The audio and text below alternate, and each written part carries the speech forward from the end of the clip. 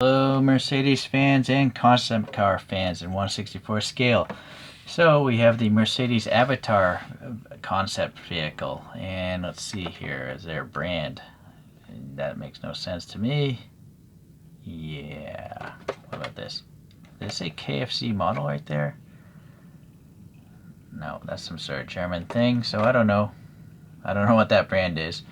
I'll try to find a listing for you guys if you're interested in buying it.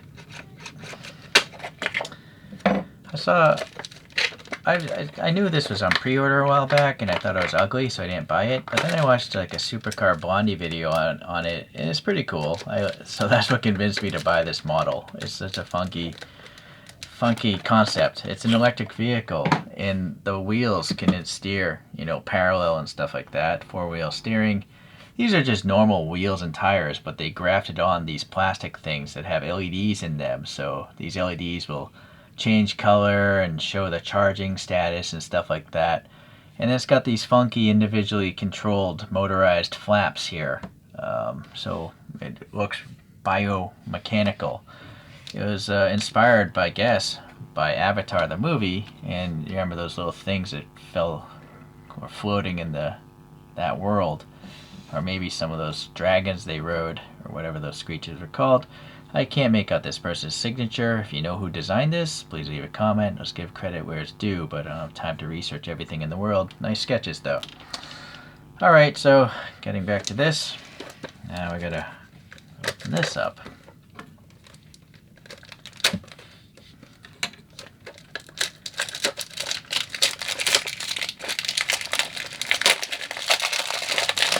Nice line drawing there. It's got studs to keep it on the stand. These sort of things aren't toys. They're not meant to roll around. They're just meant to sit in their cases. But oddly, this case is not taped together. So be mindful of that. You might want to tape it or put rubber bands around it if you get rid of that sleeve. It does have a futuristic background, and it's literally tampo printed. I've never seen a case like this. There's usually a cardboard piece, but this is literally... I think this might have a recess. No, I don't know, but there's literally a print of this graphic. It's interesting. The only problem with this is you can't see the other side of the car, right? But I guess if it's a symmetric car, maybe you don't care. But, if this side is nice and this side is not nice, you can't flip it around very... Well, I guess you could. You could, yeah, never mind. You're just going to maybe not face the same direction as your other models. Anyhow, we do have a standard molded base with 2 screws holding it there. And then we have... Oh, this could be hydrographics, because it's literally coming down to the second surface. So that's cool. I'm not sure if I've ever, knowingly known about a hydrographic base plate. I like it, though. What I like about this is it's not going to peel up. A lot of people, other brands will just have paper or fake leather, and that's going to peel up and go bad. Then we have your photo etched metal piece here telling you, oh, the brand is LMF. And then Mercedes, right, 164. So it's good that they tell you the brand and who made it. How is this LMF? I guess there's an M. That's a really questionable logo. All right, anyhow. Yeah, an interesting idea. Not sure if I'm totally sold on it, but it's an interesting idea. Okay, so yeah, this is a crazy base, and it looks like it's charging or rolling, like illuminated, these things in the wheels. So yeah, it's plastic, whatever this is. That's plastic, and it's tampo printing some of these little ribs. It's got the Mercedes thing. That could be a decal, but it's really, really well centered. And they probably airbrushed this, the blue and the purple, right? It's a nice fade. And then they tampo printed the lines on there. So that's well done. Yeah, it's a very funky looking wheel cover. And then just like the real car, I think there's literally a rubber tire back here, because you can see a little bit of a lip. Okay, now going to the silver paint. It's a fine flake. It looks very good. It seems to be smoothly painted so far. And then you have this giant side window. This is the door kind of scissor butterflies upwards. And you have what look like defroster lines. So some funky graphic. Well, I guess we're going to go right into the interior since we're already here. This is definitely perhaps one of the easiest interiors I've ever had to review because there's just so much light getting in there. And so you have these funky, really laid back front seats, and they have blue in the recesses, so that's nice. Or actually, maybe that's a tampo print because it's not actually fitting into that groove. Anyhow, extra color is nice. And then some cushioning details here, a little bit of a blue perimeter, and that could be a tampo print. It looks like it's overlapping there. There's some blue in the center console, some piping there. Unfortunately, this is all dark here. I think on the real car, it's supposed to be brown. Well, anyways. Yeah, a really funky footrest, footwell, and a little blue line going through it. Let me free up my hand here. Okay. So there's no steering wheel because this center, those 3 stacked up discs in the center are like a hockey puck that you move around. Like a joystick controller, basically, is what makes this car move forward, back, and you can twist it to crab walk and stuff like that, or spin or whatever. And then this whole dashboard, I guess, is a screen, and it's showing a little bit of a avatar world kind of thing going on. Alright, the back seats are interesting because they become the headrests of the front seats. Let's see if they captured that. Alright, so there you have the ribbing in the back seat, and the headrest there, yeah, it does come up, and it becomes the headrest of the front seat. Now there's a big plastic part in between these seats though, you know, keeping those things aligned. Those really shouldn't be there. I guess that's just the way they did it. I feel like they could have just had 2 pieces glued to the roof maybe, but anyways, it's the best rendition of this car, so you gotta live with it. Let's see, going back to the blue lines there, oh, they are going all the way back into those back seats.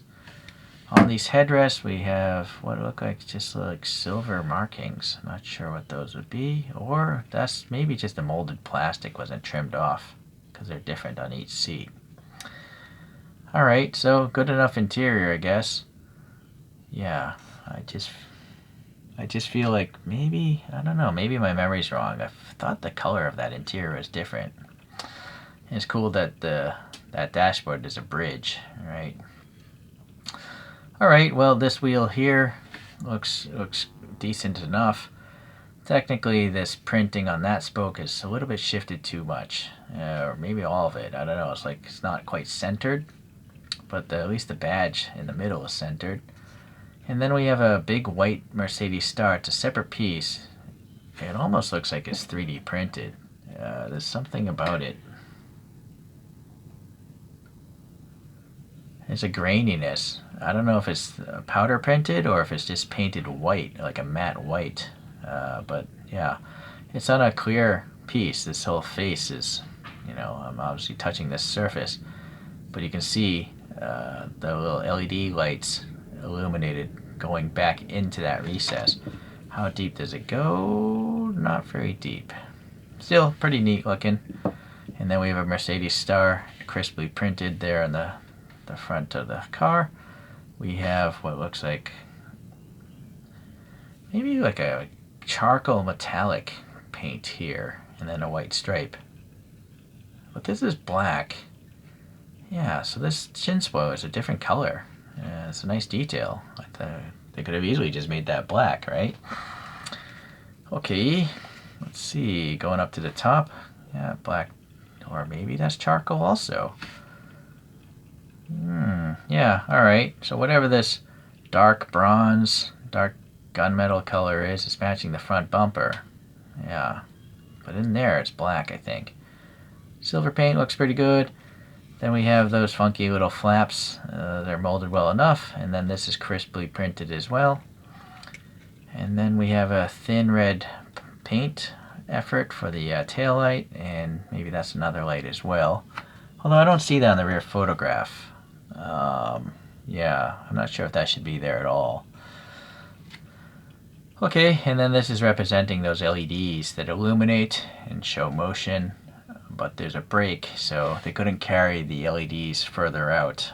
So this, I don't know if they could have designed it better, where this brake was more towards the edge, but maybe they needed a material thickness to get it out of the mold or something. Alright, let's see if there's anything back in these recesses.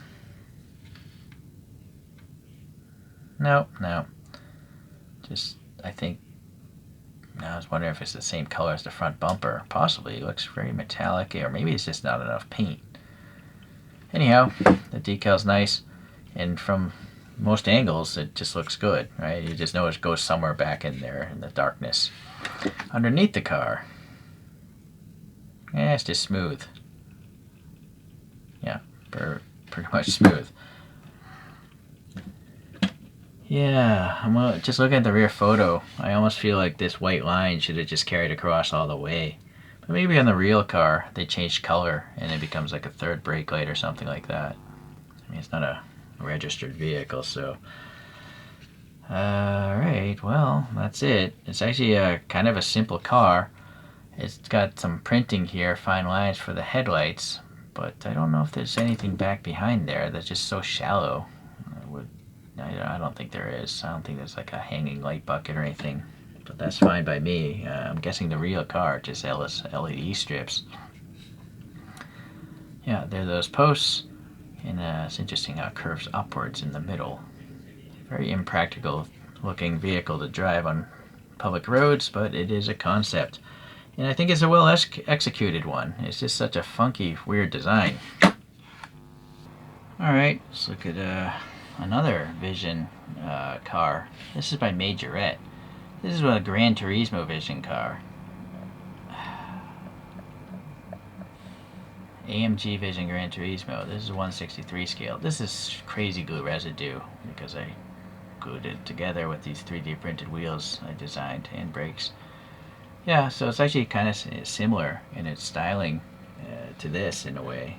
Kind of like a worn bar of soap or something. This is a far more rear-centric cabin. And then here's the Schuco resin version of it. But Schuco put their model in some sort of weird non-standard box. So I put it on this Inno plate. And then also there's some problems here. It's like the wheel designer, tire designer was different from the guy that designed the body of that car. And then just to go back in history, this is one of those silver arrows, I think, or one of the original racing Benzes, W196R Stromliny from Norev. 1954, this car. So from 54 to modern times, as long as it's silver and smooth, it looks like a Mercedes. Interesting. Yeah. You can look up reviews of these other models. So if you like the concept car, I think this is definitely worth picking up. There's nothing glaringly wrong. And it's interesting, this whole little box display. Let's let that, yeah, look at that. So I guess that's okay. Although, you know, if it's from Avatar, I almost feel like maybe this graphic should have been more like something from that world of Avatar, right? This looks kind of more like a Tron background. A digital movie set inside of a computer. More than a digital movie set inside of an alien world with tall people.